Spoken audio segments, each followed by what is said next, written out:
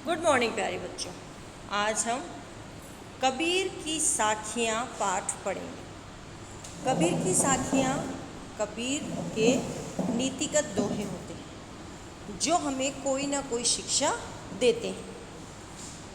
हम इस पाठ में कबीर की बेटा 7 साखियाँ पढ़ेंगे जो हमें कोई ना कोई शिक्षा देगी।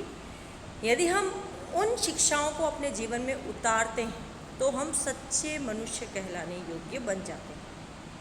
कबीर जीवन भर दिखावे का विरोध करते रहे और बाह्य आडंबरों को ईश्वर भक्ति के लिए तुच्छ बताते रहे। उन्होंने कहा, ईश्वर को मन से याद करो तो ईश्वर की प्राप्ति होती है, दिखावे करने से ईश्वर की प्राप्ति नहीं होती। उन्होंने मनुष्य मात्र से प्रेम करना ही सबसे बड़ा धर्म बताया है और ये कहा है कि यदि हम ईश्वर को पाना चाहते हैं तो उस ईश्वर को हमें अपने भीतर ढूंढना होगा।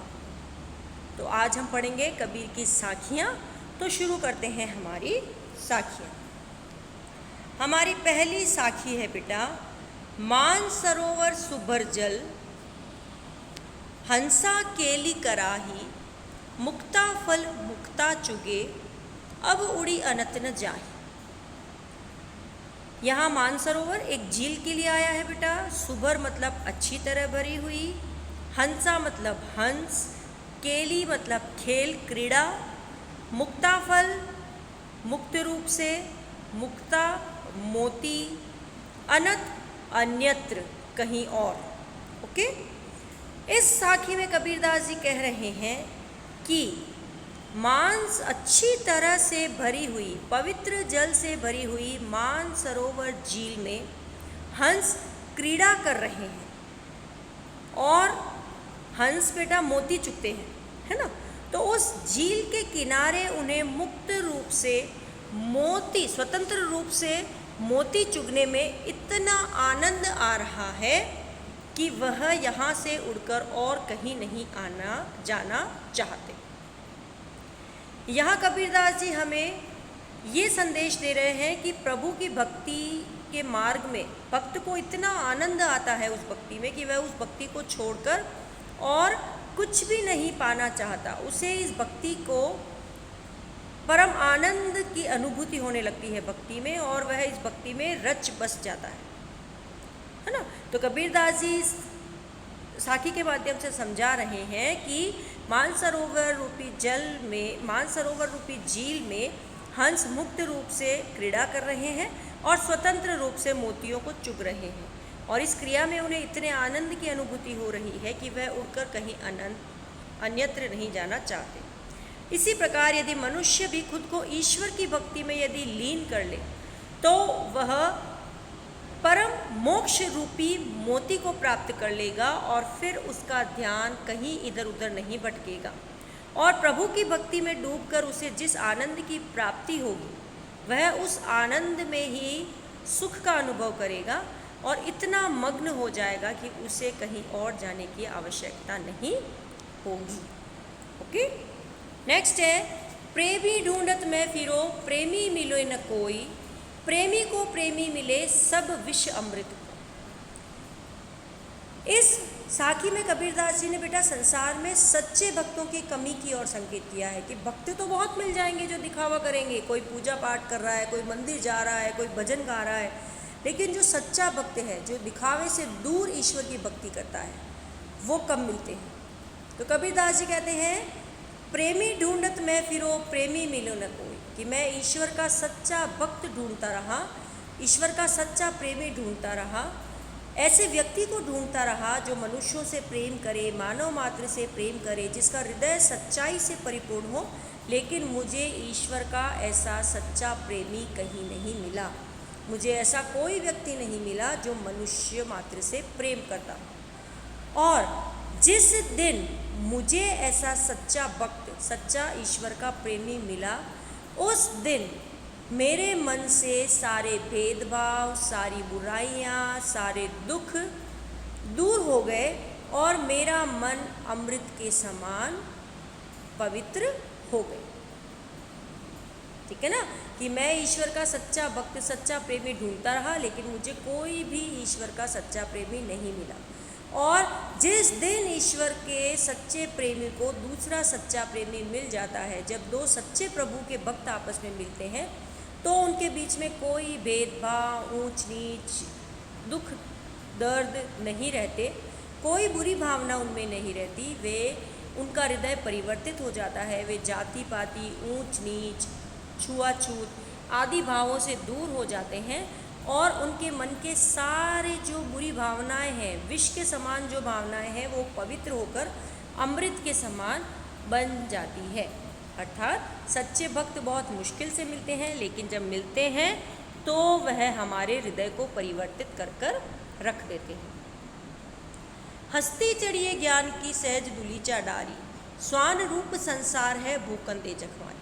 हस्ती मतलब हाथी, दुलीचा कालीन, स्वान कुत्ता, भूखन भौंकने दे, जग बेकार में, है ना। होता है ना बेटा, हम कोई काम कर रहे होते हैं तो लोग बहुत आते हैं डिस्टर्ब करने के लिए, कि हम पढ़ भी रहे हैं तो किसी दोस्त का फ़ोन आ जाता है, अरे तू क्या कर रहा है, पढ़ मत, चल आ जा अपन घूमने चलते हैं, होता है ना। और हम जल्दी से अपना काम बंद करके घूमने चले जाते हैं ना।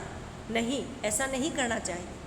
हमें ये है कि हम कोई भी काम कर रहे हैं, हमें पूरी तरह से उस काम में लीन रहना है, फिर कोई भी हमें डिस्टर्ब करे कोई मतलब नहीं, है ना।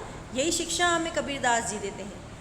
हस्ती चढ़िए ज्ञान की, कबीरदास जी इन पंक्तियों में हमें कह रहे हैं कि संसार के द्वारा की जाने वाली निंदा की परवाह किए बिना हमें ज्ञान रूपी हाथी पर, हस्ती चढ़िए ज्ञान की, कि ज्ञान रूपी हाथी पर सवार होकर अपने साधना रूपी कालीन पर बैठकर हमें ईश्वर का ध्यान करना चाहिए। कि ज्ञान रूपी हाथी पर सवार होके हमें अपनी सच्ची साधना रूपी कालीन पर बैठकर ईश्वर का ध्यान करना चाहिए।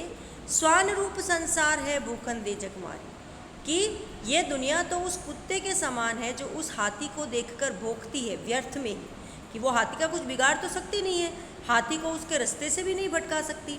तो कि ये दुनिया तो उस कुत्ते के समान है जो हाथी को देखकर व्यर्थ में ही भौंकती है, उसके भौंकने का हाथी पर कोई असर नहीं होता।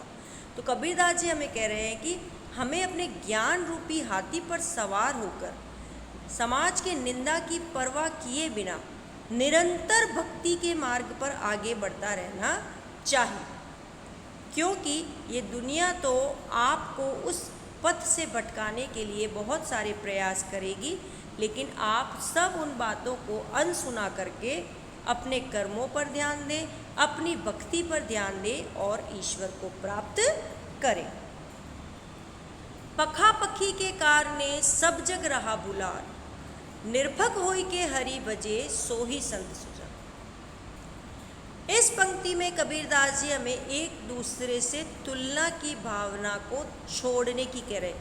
हम कहते हैं ना पक्ष और विपक्ष, मैं हिंदू हूँ तो मेरा हिंदू धर्म महान है, कोई मुस्लिम है तो वो कहता है मेरा धर्म महान है, और हम एक दूसरे अपने पक्ष को मजबूत बनाने के लिए दूसरे के पक्ष में कमियां ढूंढने लगते हैं, है ना। ये तो वैसा है, वो तो वैसा है, इसमें तो ये खराबी है, उसमें वो खराबी है, मतलब उसमें कुछ अच्छा है ही नहीं, हम ये भूल जाते हैं, है ना। कि कोई, इवन हम खाने की भी बात करें, कोई डिश हमें पसंद नहीं तो हम उसकी इतनी बुराइयां करेंगे कि ये इसमें ऐसा होता है, उसमें, अरे भाई वो इतना अगर कुछ है तो उसमें कुछ एक चीज़ तो अच्छी होगी ना, वो हम भूल जाते हैं।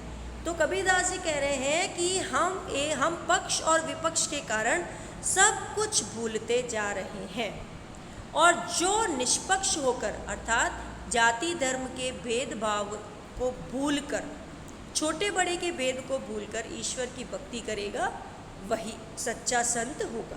कि हम पक्ष और विपक्ष की लड़ाई में पड़कर सब कुछ, सारी दुनिया को भूल जाते हैं और ये ध्यान नहीं रखते कि सब में कोई ना कोई गुण होते हैं।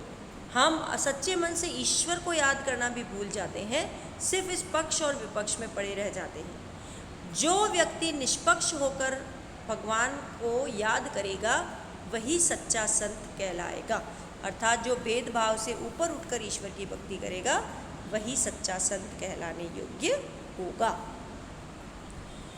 हिंदू मुआ राम कही, हिंदू अपने पूरे जीवन में राम राम कहता रहता है और मुसलमान खुदा खुदा कहते रहता है ना।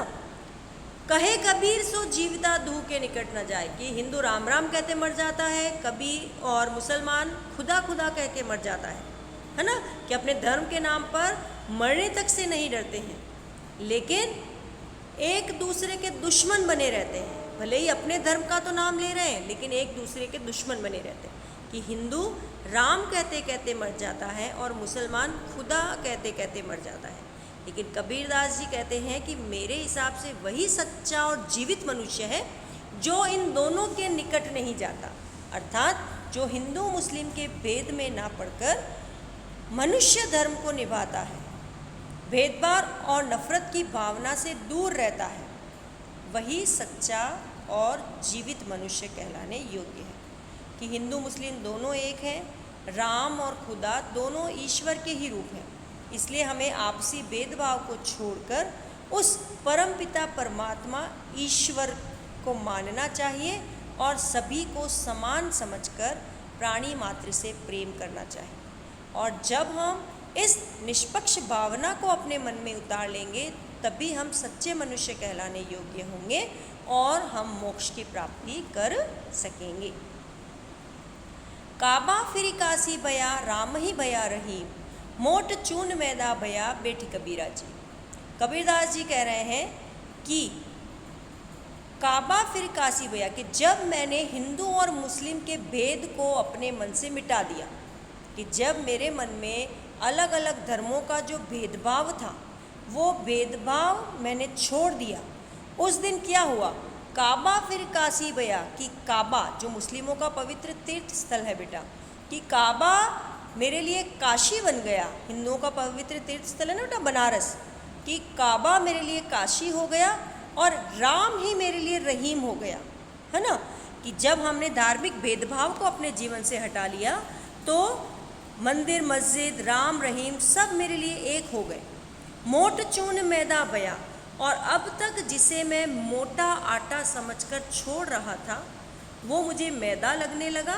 मैदा जिससे हम मिठाइयाँ बनाते हैं ना बेटा, तो मोट मतलब मोटा, चून मतलब आटा, कि जिसे मैं मोटा आटा समझकर बेकार समझ रहा था वही अब मैदा बन चुका है और उसी से बने हुए पकवानों को मैं बैठकर जीम रहा हूँ। अर्थात कि जब हम आपस में धर्म के मतभेद को छोड़ देंगे और निष्पक्ष होकर प्रभु की भक्ति में लीन हो जाएंगे तो हमें राम रहीम मंदिर मस्जिद सब एक लगने लगेंगे और हमें सभी धर्मों में विशेषताएं नजर आने लगेगी। और यदि उन सब विशेषताओं को हम अपने जीवन में उतार लेंगे तो हमारा जीवन बहुत ही सुखद हो जाएगा। कि आज मैं सिर्फ हिंदू धर्म में नहीं, मुस्लिम धर्म की अच्छी बातों को अपना लूँ, सिख धर्म की अच्छी बातों को अपना लूँ, उन सब धर्मों में विशेषताएं देखने लगूँ, तो मेरा मन और मेरा जीवन भी तो सफल हो जाएगा। तो इसीलिए कि जब मुझे ईश्वर की सच्ची अनुभूति हुई, मेरे मन से हिंदू मुस्लिम का भेदभाव मिटा, तब मेरे लिए काबा ही काशी हो गया और राम ही रहीम हो गया। और जिसे मैं मोटा आटा समझकर बेकार समझ रहा था वही अब मैदा बन चुका है और उससे बने पकवानों को मैं जीम रहा हूँ। अर्थात मैं जिसे दूसरे धर्म के अवगुण मानकर छोड़ रहा था वही अब मुझे गुण लगने लगे हैं और उन्हें अपने जीवन में उतार कर मैं सच्चा मनुष्य बनकर इस धरती पर आनंद उठा रहा हूँ। ठीक है बेटा। हमारी कबीरदास जी इसी में आगे कह रहे हैं कि जब तक गेहूं को बारीक पीसा नहीं जाता वो खाने योग्य ही नहीं होता, लेकिन जैसे ही गेहूं को बारीक पीसकर मैदा बनाया जाता है तो वह स्वादिष्ट खाना बनाने लायक हो जाता है। इसी तरह जब तक हमारे मन में बुरे भाव होंगे, दूसरे धर्म के प्रति घृणा होगी, तो हमें उसमें कोई भी अच्छाई नज़र नहीं आए। अतः हमें अपने भावों को भी पीस कर मतलब भावों को भी अच्छा बनाना होगा और दूसरे धर्मों में छिपी हुई अच्छाइयों को देखना होगा। और जब हम ये देखना सीख जाएंगे तो हमें प्रभु की भक्ति का संदेश दिखाई देगा और उस दिन हिंदू मुस्लिम का सारा भेद हमारे मन से मिट जाएगा और आपस में भाईचारा और प्रेम की स्थापना हो जाएगी। हमारी सातवीं और अंतिम साखी है बेटा, ऊंचे कुल का जन्मिया जे करनी ऊंची न होई, सुबरन कलश सुरा भरा साधु निंदा सोई।